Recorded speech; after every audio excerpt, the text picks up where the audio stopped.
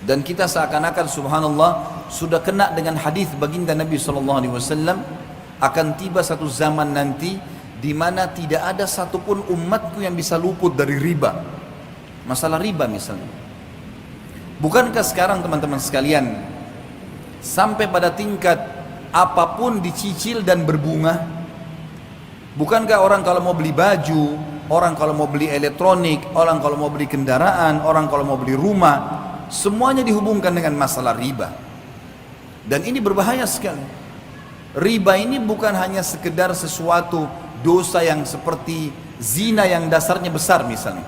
Tapi apa kata Nabi SAW dalam hadis yang sahih riwayat Imam Ahmad? 1 dirham riba lebih berat daripada 36 kali berzina.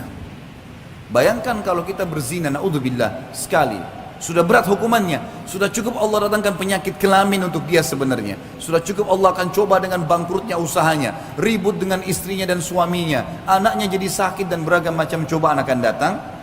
Bagaimana kalau seandainya 36 kali berzina? Padahal 1 dirham, 1.000 rupiah riba.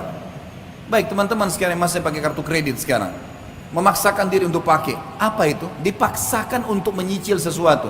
0% kok Ustaz? Baik 0%. Taib, kalau seandainya Anda terlambat 1 hari saja, bukankah kena bunga 50 rupiah, 50 ribu rupiah? 50 ribu bisa saya jangkau, gaji saya 3 juta, benar.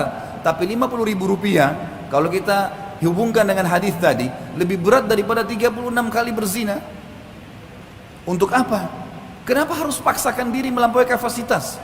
Kenapa kalau tetap pakai kendaraan yang lama dulu sampai dikumpulkan dana, supaya kita bisa membeli yang cash? Kenapa kita tidak sabar teman-teman sekalian? Toh perangkat di tubuh kita masih aman, matanya masih sehat, telinganya masih sehat, kulitnya masih bagus, kakinya masih bagus. Kenapa harus paksakan diri? Sementara memang riba, sebagaimana tadi qari kita membaca ayat Al-Quran yang luar biasa. Allah mengatakan, ya ayyuhalladzina amanu la ta'kulur riba adha'afan mudha'afah. Hai orang-orang yang beriman, jangan kalian makan riba bertumpuk-tumpuk, berulang-ulang. Apa makna kalimat ini? Kata sebagian ulama tafsir, yang dimaksud adalah riba itu akan selalu mengikat seseorang, tidak bisa lepas. Makanya setiap cicilannya berjalan berapa bulan ditawarkan lagi yang lain, digoda lagi sama syaitan dengan yang lain. Minimal harus ada yang nyantol. Dan 1 dirham riba lebih berat daripada berzina. 36 kali berzina. Allah berfirman dan mengingatkan kepada kita, menjelaskan tentang solusinya. Lalu apa yang saya harus lakukan Ustaz? Jawabannya Allah yang berfirman dan kekal sampai hari kiamat ditelawakan.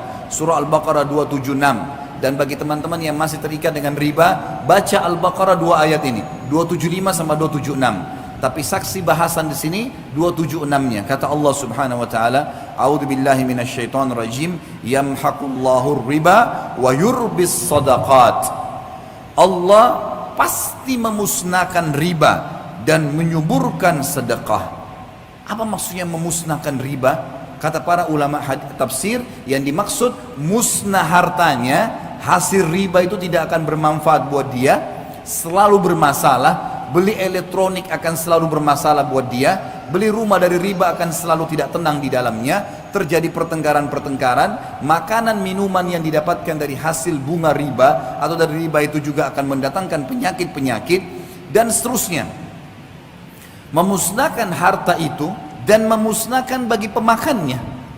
Sesuai dengan hadis Nabi SAW, Allah melaknat pelaku riba, penulisnya, saksinya, semua kena. Maka harus hati-hati. Dan Allah menyuburkan sedekah. Bagaimana mempertemukan teman-teman sekalian antara riba dengan sedekah? Bagaimana kita mempertemukan antara riba yang orang transaksi jual beli bertambah berbunga dengan sedekah? Sedekah seakan-akan kita tidak dapat apa-apa. Para ulama tafsir mengatakan yang dimaksud adalah kalau seseorang mau diluaskan rezekinya dan dia tidak akan perlu bergantung pada riba dan hutang, maka dia harus rajin bersedekah. Makin besar dia keluarkan sedekah, maka minimal balasannya 10 kali lipat. Sebagaimana Allah berfirman dalam Al-Quran, dan kita sebagai orang beriman yakin dengan firman Allah. A'udzubillahi minasyaitonir rajim. Faman ya'mal minas salihati Maaf, ayatnya adalah man jaa bil hasanati falahu asyru adhafiha. Al-ayat. Siapa yang melakukan satu kebaikan termasuk sedekah di dalamnya, maka Allah akan datangkan 10 kali lipat.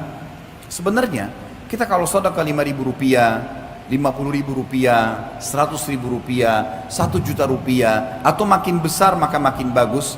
Pada saat itu sudah ada jaminan dari Allah, kita akan dapat secara investasi dengan Sang Pencipta Allah 10 kali lipatnya. 50.000 akan 500.000, 5 juta akan 50 juta. Ini janji, nggak mungkin salah. Allah nggak mungkin salah. Inna Allah la yukhliful mi'ad. Allah nggak akan pungkiri janjinya. Wa man asdaqu minallahi qila. Dan siapa yang lebih jujur daripada Allah dalam perkataan? Nggak ada yang salah. Bahkan ada hadis Bukhari, hadis qudsi, Allah berfirman, Nabi SAW mengatakan, Allah berfirman, seluruh amal ibadah anak Adam ditentukan kadar pahalanya 10 sampai 700 kali lipat. Orang yang rajin sedekah mustahil miskin dan mustahil akan membuka pintu utang, otomatis akan selamat dari riba. Karena masalahnya orang kalau riba pasti berhubungan dengan hutang. Dan ini akan berbahaya, memusnahkan hartanya, memusnahkan dirinya.